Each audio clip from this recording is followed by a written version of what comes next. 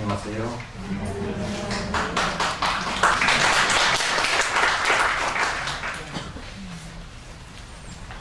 Your great Archbishop Peter Gan and Archbishop Chasbo and all sisters and brothers who are coming here. I am very honored and pleased to be here with you. I have to say that I am very happy with the talks of our bishop, and I feel that I have very little to add. I think the Techo Island commitment and the words of our Bishop Peter Khan are great because they are showing to us how the church knows how to hear the suffering of the people, the pains in their hearts, to take their pains to the heart of the church and to start dialogue, to have truth, to know the history, and to have life for the people. Thanks very much. In my personal background, I would like to say something before I start. I am coming from a war, for a land that was at war for a long time, and we still have the landmines issue that give us bad news every day. Every day we have a landmine accident in Cambodia, and in my diocese we have a landmine accident every day. That means that every day, after 10 years of peace, we're still remembering the legacy of our war. That makes me to create a home for disabled people in the Bishop House. So we are receiving children who suffer from disabilities, not only landmines, but we like to be close to them. Another background that I have is that since I arrived in Cambodia through the refugees and through the handicap, we created a wheelchair that we call the Con wheelchair that runs from all the countries from South Asia. And this wooden chair of 3 wheels brought me to know many people in different corners of Cambodia. And that is why from the Vatican they choose me to be under the leadership of the diocese, because I knew the people, I knew the sufferings, I had first contact. So this, for me, to be in Cambodia has been always to be a guest of honor. I was invited to learn and to serve the people, and they chose me to lead the church, and they made me a guest of honor.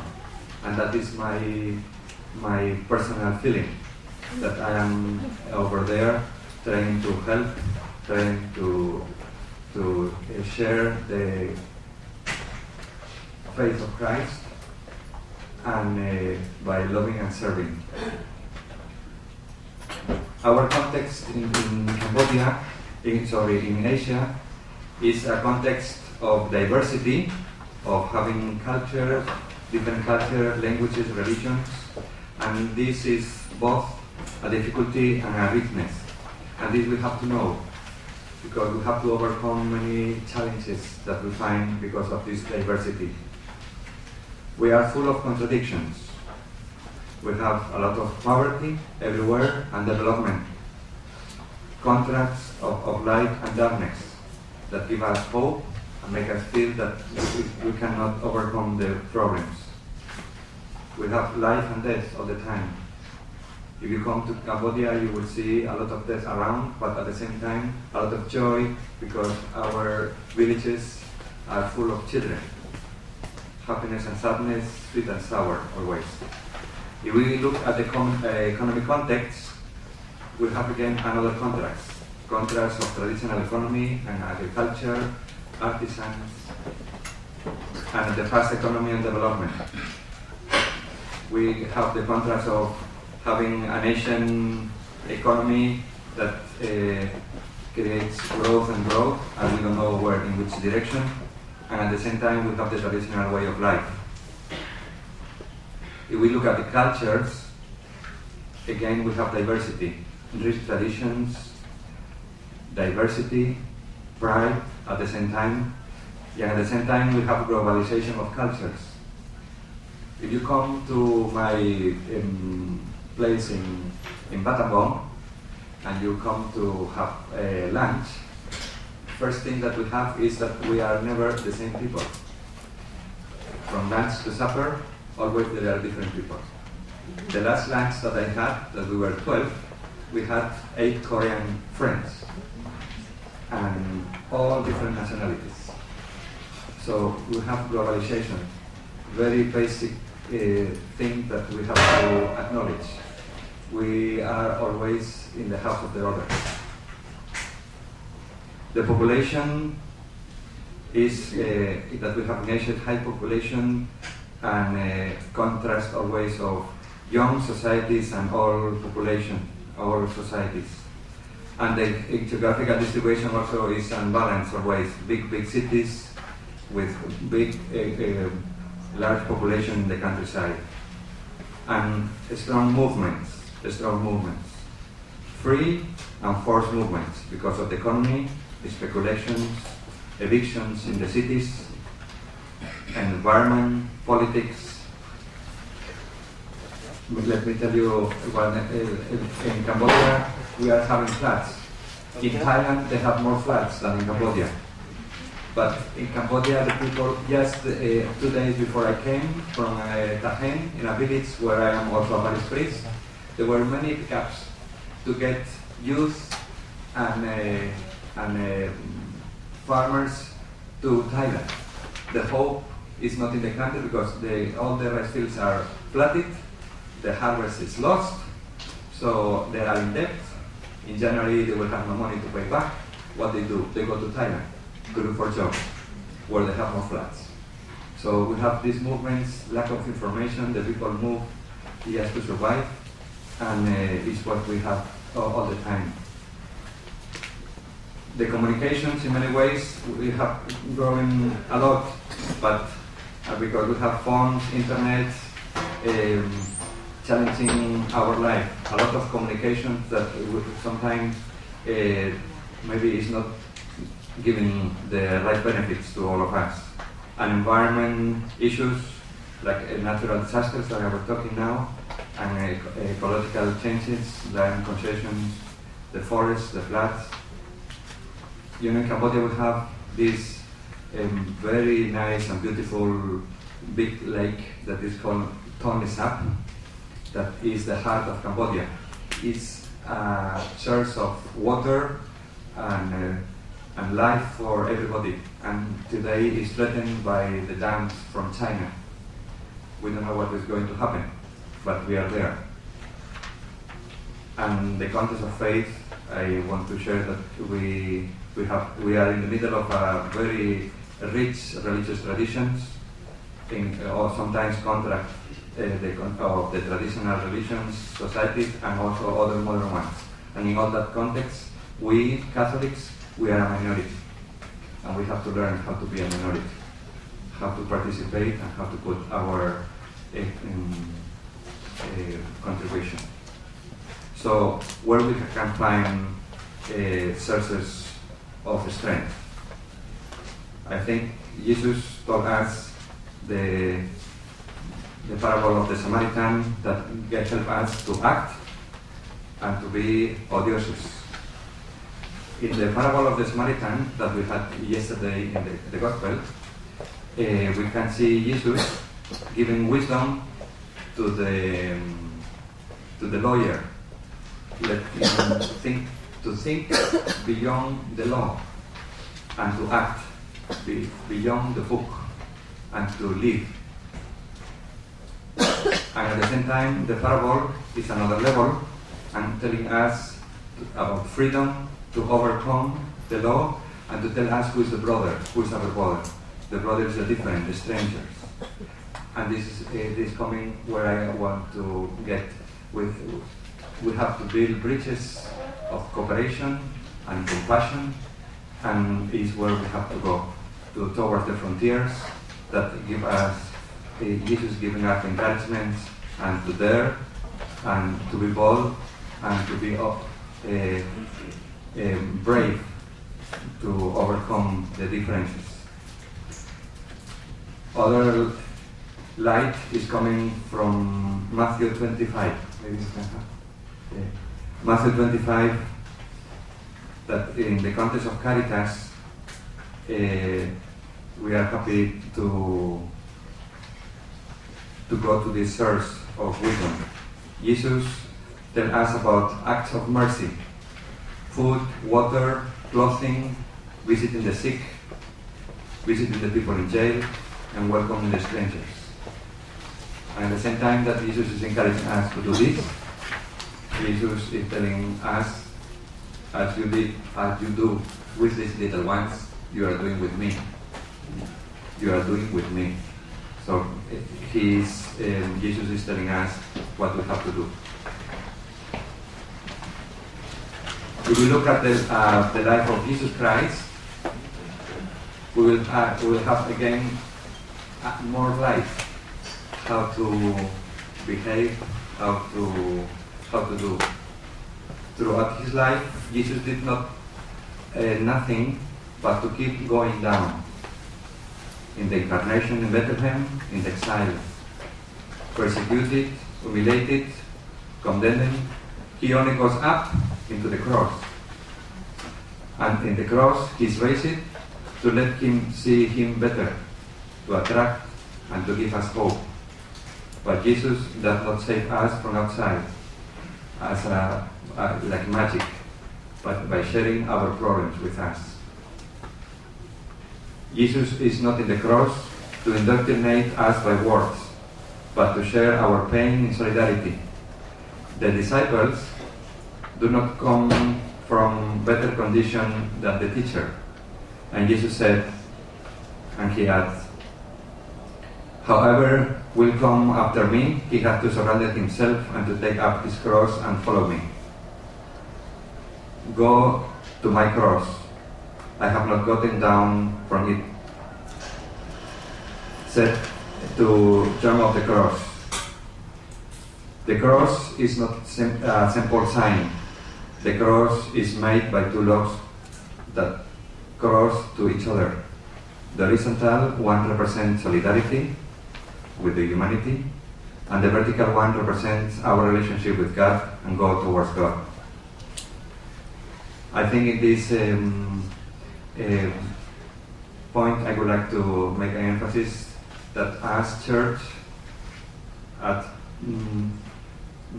people that we believe in Christ, we have to follow the example of Christ, to go down all the time, to go down. And we go up once, it's just in the cross, to show solidarity and the way to go to God. Yes, maybe yes, fast. Yes. This is just a little, I had the feeling that we are having too many words and we need some images. Yes. I am not a person, I am not a scholar. I have to say I am not a scholar. I feel a little bit threatened when the people have to listen to me talking in English. I am a person of action. I am a person of encouraging others to do jobs of kindness and love for the others. So I would like to put some photos here of loving kindness showing in the inspiration of Matthew 25. What I can say, this is Jesus walking with his disciples. One is a woman, and the other is a man, is Cleopas and his wife. And they are walking, and Jesus is explaining where he is. Yes, when you give food to the little ones, you are giving me to me.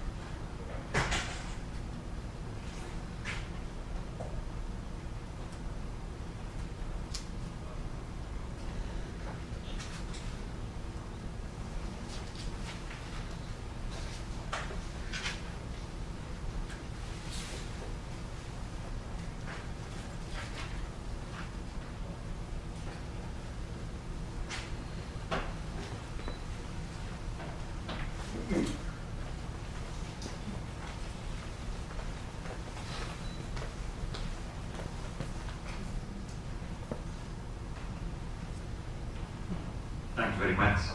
I think no need of words. So I would like to take the 3 principles of David Hollenbach to keep us in how we have to act according to the inspiration of Jesus and the Gospel. That the needs of the poor take priority over the wants of the rich, the freedom of the dominated over the liberty of the powerful, and the participation of the marginalized groups over the preservation of another that excludes them. I think these 3 principles, we should keep them in the wall of our rooms, so we don't forget.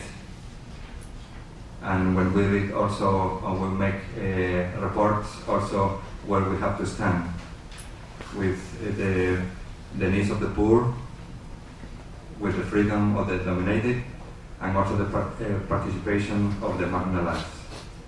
I have I don't know if it will reach everybody, but I have a little gift to give you, so you will not forget what I am saying. And this is the image of the giraffe. What we need us is to have a big heart, like our bishops have shown already, big heart, and also to have a long distance view, not just to be in the little problem that we have in front, to have perspective. And the giraffe is telling us this. The giraffe is the animal of the creation who has the biggest heart, 5 kilos of heart, big heart, big heart. Yes, and that heart, unable to pump blood to the head, to think in the right way, to see in the right way. So what we need is to inform our ideas with the big heart, not the ideas to fill the heart. The heart have to fill the long distance view. So we have this little giraffe, a little handicap made by the handicap, that I would like to pass to you. I have here. I will have there. When I finish, I will pass to you. So to inform your theology with a big heart that has compassion for the poor and wants justice and truth. And this is in contradiction what the pilots who dropped the atomic bomb in Hiroshima said you cannot afford to have feelings when you are fighting a war. When we are working for peace and justice, we are, I think, a little bit fighting a war, and it's the opposite. If we want to work for peace, if we want to get peace, we cannot afford to have all the feelings. So, to finish, what we have to do is first to acknowledge that we are called to be faithful and not successful.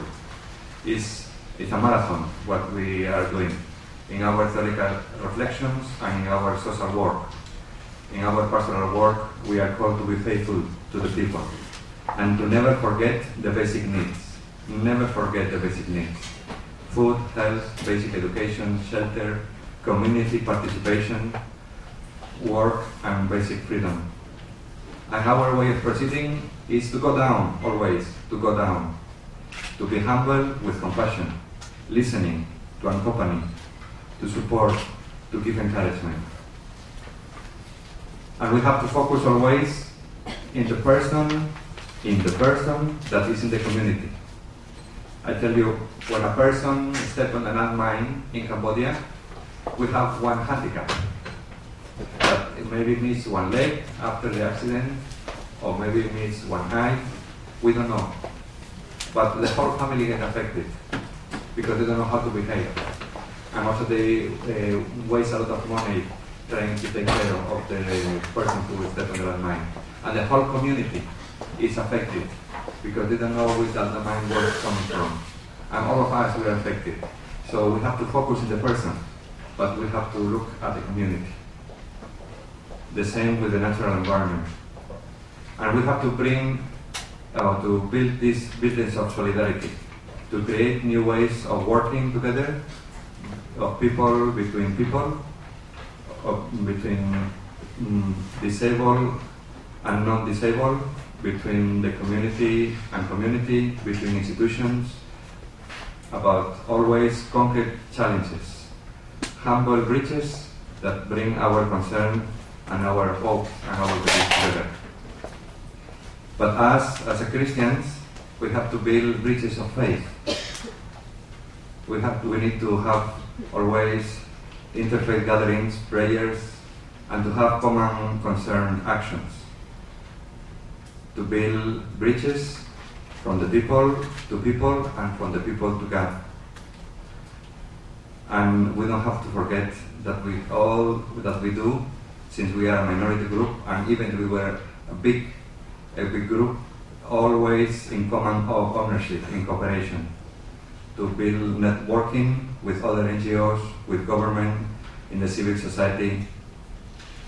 I think all these things, all these aspects, looking at the Jeju Island, I think are touched. Like common ownership of the issue, and cooperation and dialogue, and building bridges of solidarity, as we are doing now.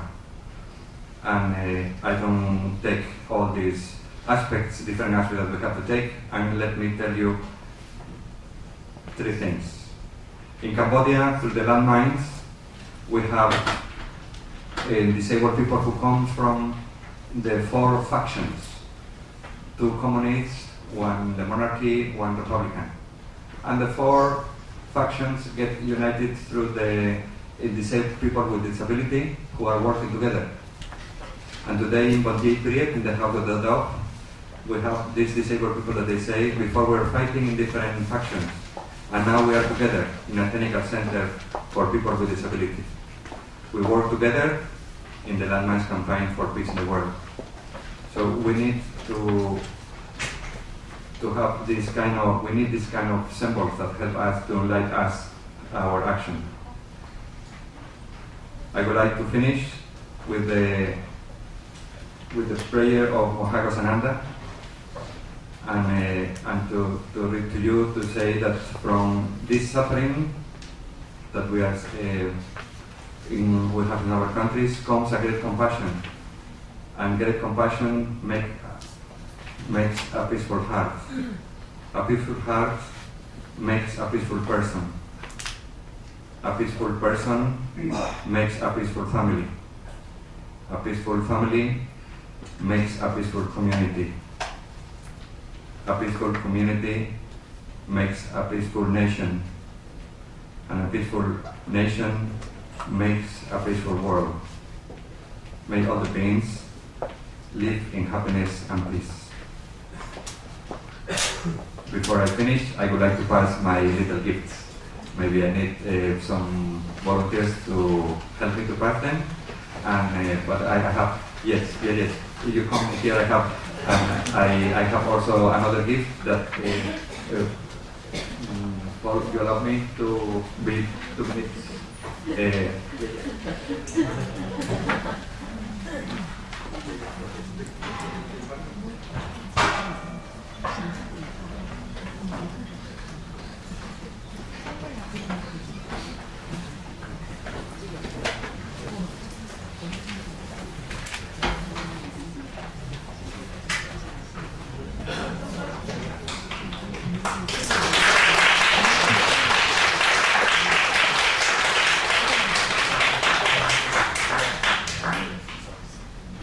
May I have another gift? I did especially for the Korean friends.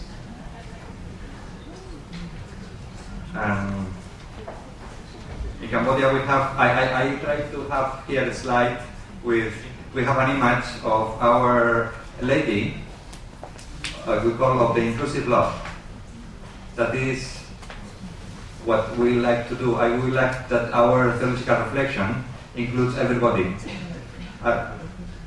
Our Bishop Charles said that taking the parable of the Lord's sheep, that everybody has to be included, no? So this image of Mary tells us that in the month of Mary, all are included, and with a big hug of Jesus for our studies, to praise God in solidarity, bringing love and bringing peace, and all that is happening in our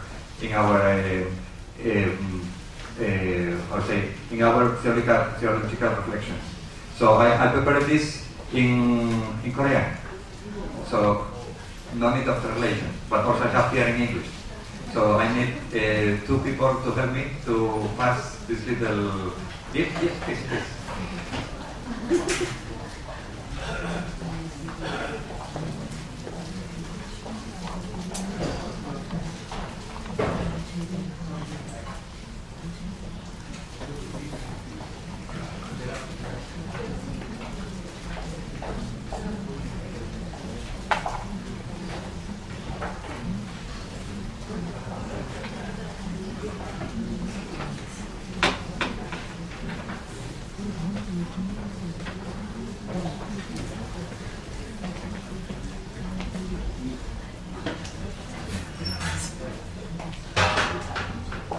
So please get these 2 little images, the giraffe, to keep the heart of compassion, to inform our wisdom, and also to know how to be inclusive with the image of Our Lady. That should be the image of the church and should be the image of our reflection, theological reflection, including everybody, especially the little ones. Thank you very much.